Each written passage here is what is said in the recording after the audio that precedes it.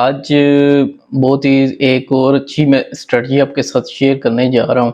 Actually एक ये strategy भी है और एक इंडिकेटर भी है। लेकिन मार्केट में ज़्यादातर जो नया ट्रेडर आता है, उसको इस चीज़ का बिल्कुल नहीं पता होता कि हमने कौन-कौन सी ट्रेड करनी है और किस इंडिकेटर या स्ट्रेटजी को यूज़ करके हम एक ट्रेंड को समझ सकते हैं डेली मार्केट में या मंथली मार्केट में। लेकिन इसके ऊपर डिपेंड करता है कि आपने कितनी प्रैक्टिस की है इस वॉल्यूम इंडिकेटर के ऊपर। तो आज हमारा टॉपिक भी यही है कि वॉल्यूम इंडिकेटर को हम कैसे यूज़ करते हैं और किस तरह इसको समझ के हम एक अच्छी डेली ट्रेड या वीकली ट्रेड या जो भी आपका दिल चाहे, स्कैल्पिंग हो या शॉर्ट टाइम फ्रेम हो, लॉन्ग टाइम फ्रेम हो, किसी में भी आप ये वॉल्यूम यूज़ करके आप मार्केट में ये चेक कर सकते हैं कि इस टाइम मार्केट में कितने बायर और सेलर हैं। एक्चुअली ये जो ट्रेडिंग की ये सारी होती है, इसमें यही होता है कि या तो सेलर ज़्यादा होते हैं या बायर ज़्यादा होते हैं, और जब सेलर ज़्यादा हो तो ज़ाहिर बात है मार्केट सेलिंग में चली जाती है, और जब बायर की ज़्यादा लेना स्टार्ट कर दें तो बाइंग की तरफ वो मार्केट को ले जाते हैं। ये एक स्मार्ट मनी कंसेप्ट भी है कि बाद दफ़ा मार्केट में कुछ टाइम के लिए वो बायर को ज़्यादा बाइंग करना स्टार्ट कर देते हैं और सेलिंग को ज़्यादा कुछ के लिए करना। बहरहाल ये तो एक डिफरेंट सिचुएशन है। तो आज हमारा यही टॉपिक है कि हमने वॉल्यूम इंडिकेटर को कैसे यूज़ करना है। ये वॉल्यूम स्ट्रेटजी हो गया, इंडिकेटर हो गया, और किस पेयर के ऊपर यूज़ करना रिकमेंडेड मैं करूँगा। वैसे तो आप गोल्ड के लिए भी यूज़ कर सकते हैं, लेकिन मैं रिकमेंड करूँगा कि आपने कोई भी करेंसी पेयर के ऊपर भी ज़्यादा यूज़ करें, और हमेशा पहले डेमो प्रैक्टिस में करनी है आपने यूज़, फिर रियल अकाउंट में करनी है, क्योंकि बिना प्रैक्टिस के इस ट्रेडिंग में या स्टॉक मार्केट में आप कामयाब नहीं हो सकते। तो डेमो अकाउंट आपके लिए लाजमी है। मैं ये कोई रेफर नहीं आपको करता कि आपने डायरेक्ट रियल अकाउंट के अंदर इन्वेस्ट करके आप स्टार्ट कर दें। मैं सिर्फ ये एक एजुकेशन के लिए या आपकी अंडरस्टैंडिंग के लिए ये वॉल्यूम इंडिकेटर को आज पूरा समझाऊंगा। आपने इसको समझना है और ये वीडियो एंड तक देखनी है ताकि आपको सही तरह से इस वॉल्यूम का समझ आ जाए। तो चलें स्टार्ट करते हैं। तो चलिए स्टार्ट करते हैं। सबसे पहले ये आप चीज़ देख रहे होंगे कि ये वॉल्यूम की सबसे बड़ी कैंडल आपके पास शो हो रही है। तो इस कैंडल का यही मतलब है कि इसमें वॉल्यूम सेलिंग प्रेशर जो है वो ज़्यादा हो गया। तो इसको हम और भी इसमें एग्जांपल समझेंगे कि ये वॉल्यूम आया है, कि ये वॉल्यूम आया है, और इसमें आगे पीछे भी देख लें कि ये भी वॉल्यूम आया है और ये भी वॉल्यूम आया है। इसमें आपने ये 3-4 किस्म के वॉल्यूम यहाँ पे शो हो रहे हैं, और इस तरह के और भी बहुत ज़्यादा शो हो रहे होंगे। इसमें हम कर लेते हैं।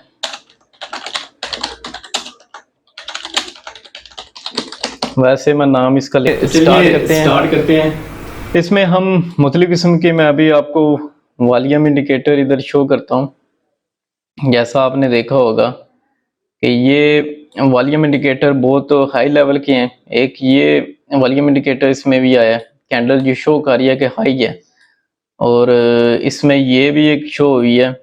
तो इस तरह मार्केट में बहुत सारी हाई वॉल्यूम आया होगा, तो उसके अंदर ये वॉल्यूम इंडिकेटर की जो कैंडल है ये शो कर रही होती है। तो इसमें हम और भी पीछे भी देख लेते हैं, बहुत सारी एग्जांपल हैं हम देख रहे हैं इसमें। और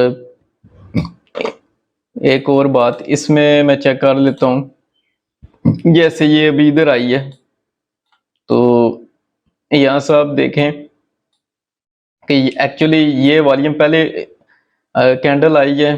तो इसकी एक और मैं आपको चीज़ बताता हूँ कि जब भी पहले कैंडल वॉल्यूम की पहले कैंडल आ जाए तो इसका मतलब होता है कि नेक्स्ट फ्यूचर के अंदर ये बहुत ज़्यादा स्ट्रॉन्ग सेलिंग के अंदर जाने लगी है। अगर अभी आप देख लें कि ये जो वॉल्यूम की इंडिकेटर है, इसने एक चीज़ फ्यूचर में बताई है कि हमें एक इशारा दे दिया है कि नेक्स्ट जो मूव होने वाली है वो सेलिंग की स्ट्रॉन्ग होने वाली है। लिहाजा आपने बाय की कोई भी ट्रेड नहीं करनी इस टाइम। तो इसमें वॉल्यूम में आपको दिखाया गया है, इसमें ये चीज़ें यहाँ से तो उसने सेलिंग का स्टार्ट कर दिया है कि सेलिंग का जोन उसने यहाँ से स्टार्ट हो गया, लेकिन वहाँ से बाय भी थोड़ी सी मार्केट गई है। लेकिन आगे नेक्स्ट देख लें कि कितनी ज़्यादा इसने मूव की है डाउन की तरफ। यहाँ से फिर आगे डाउन में आना स्टार्ट हो गई है और बहुत हैवी किस्म की यहाँ से डाउन की सेलिंग मार्केट हुई है। तो इस तरह एक और एग्जांपल भी हम देख लेते हैं कि वॉल्यूम इंडिकेटर का यही फायदा है कि ये फ्यूचर के अंदर आपको प्रिडिक्ट कर देता है कि आपने ट्रेडिंग के अंदर ट्रेंड को आपने हमेशा याद रखना है, क्योंकि ट्रेंड अगर आपने सही आपने पकड़ लिया तो आप सब कुछ पैसा बना लेंगे। कोई भी इसमें मुश्किल नहीं है, कोई भी कुछ भी नहीं है। लेकिन मार्केट को आप ये कह लें कि 90% एक्यूरेट या 85% एक्यूरेट चीजें टूल इंडिकेटर स्ट्रेटजी आपको बता देते हैं। तो इसके हिसाब से आपने इसमें जज करना है मार्केट को, उसमें क्या हो सकता है। अब जो बहुत हाई वॉल्यूम की जो कैंडल होगी उसमें आपने कोशिश करें कि जब हाई लेवल की, यहाँ से मैं आपको दिखा देता हूँ कि जो ये वाली जो कैंडल है उसी के अंदर आप ट्रेड करें जिसमें हाई वॉल्यूम आपको शो हो रहा हो, सेलिंग का हो या बाय का, ये मैटर नहीं करता। आपने मार्केट को समझ लेना है कि अगर ये वॉल्यूम की कैंडल आई है तो इसमें नेक्स्ट ट्रेंड जो है वो सेलिंग का होने लगा है। तो यहाँ से आप देख सकते हैं कि यहाँ से ठीक ठाक अब सेलिंग के अंदर गई है। यहाँ सेलिंग स्ट्रॉन्ग हुई है यहाँ से।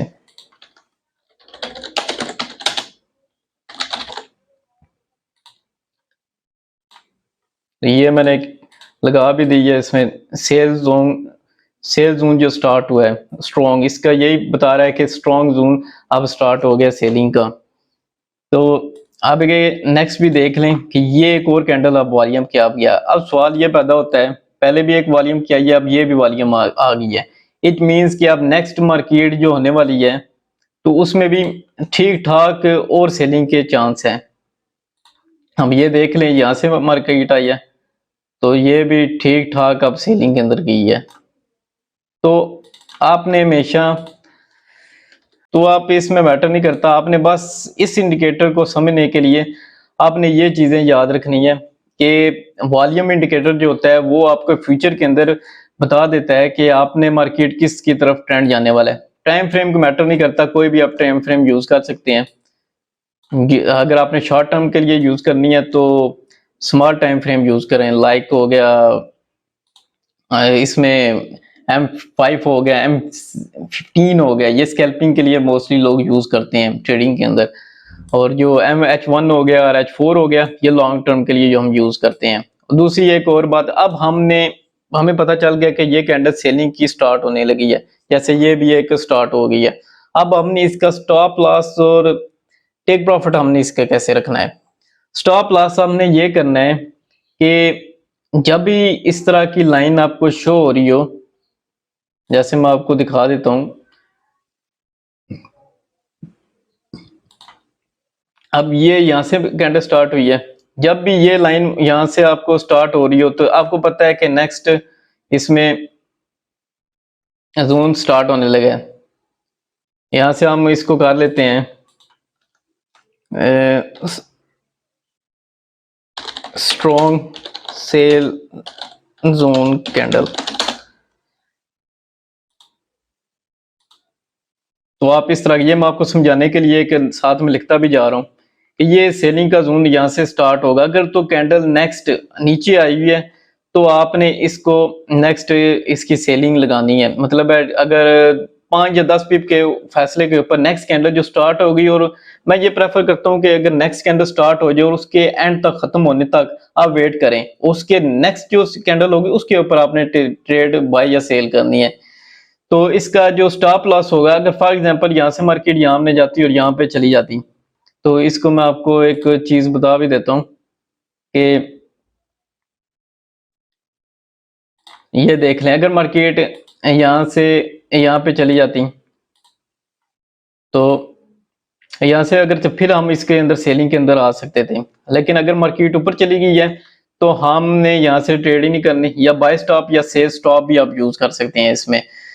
तो इसमें हम आप नेक्स्ट जो 50 पिप्स का अगर तो H1 के लिए आप यूज कर रहे हैं, H1 टाइम फ्रेम है, फिर 50 पिप स्टॉप लॉस रखें। स्टॉप लॉस कह रहा हूँ, 50 पिप आपने टेक प्रॉफिट रखना है और स्टॉप लॉस इसका होगा जो बड़ी कैंडल बनी है उसकी लास्ट हाइट के ऊपर, ये जो हाइट है इसके ऊपर आपने स्टॉप लॉस, जो भी प्राइस इसकी होगी अभी तो मैं गोल्ड की देख रहा हूँ।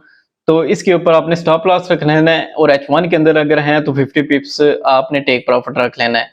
जैसे अब होगा क्या कि जब भी 50 पिप्स मार्केट आपकी एक फेवर में आने लग पड़ी हो, फॉर एग्जांपल अगर 15 पिप 20 पिप अगर मार्केट वो प्रॉफिट में आ जाए, तो आपने ट्रेलिंग स्टॉप लॉस का यूज करना है। अभी नेक्स्ट वीडियो के अंदर मैं कंप्लीट वीडियो ये भी बनाऊंगा कि ट्रेलिंग स्टॉप को लॉस को आप कैसे यूज करके आप प्रॉफिट से ज्यादा से ज्यादा प्रॉफिट ले सकते हैं और स्टॉप लॉस से बच सकते हैं।